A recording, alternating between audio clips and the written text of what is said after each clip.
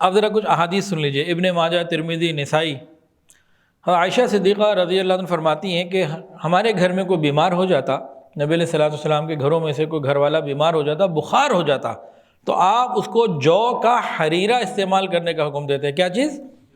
جو کا حریرہ۔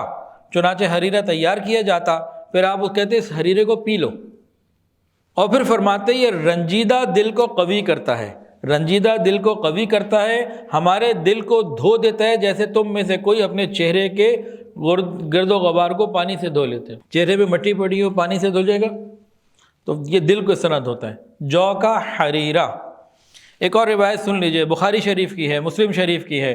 ہمیں عائشہ صدیقہ رضی اللہ عنہ فرماتی ہیں کہ جب نبی علیہ السلام کے گھر میں کسی کا انتقال ہو جاتا، خاندان میں قریبی، تو عورتیں تعزیت کے لیے آتیں، پھر وہ چلی جاتیں۔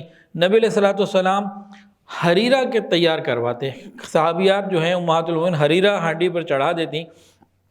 جب حریرہ تیار ہو جاتا تو پھر سرید بنائی جاتی، اور سرید کے اوپر حریرہ ڈال دیا جاتا، اور نبی علیہ السلام کے گھر والے امہات المومنین اس کو کھایا کرتی تھیں، اور کہتی ہیں ہم نے نبی علیہ السلام سے سنا ہے کہ حریرہ مریض کے دل کو قوی کرتا ہے اور رنج اور غم کو دور کر دیتا ہے۔ اب یہ حریرہ بنتا کیسے ہے؟ اچھا جی، حریرے میں 3 چیزیں ہیں جی، دودھ، شہد اور جو کا آٹا۔ دودھ، شہد اور جو کا آٹا، یہ 3 اس کے بنیادی انگریڈینٹس ہیں۔ اب کون سی چیز کتنی ڈالنی ہے بھائی، یہ مجھے نہیں پتہ۔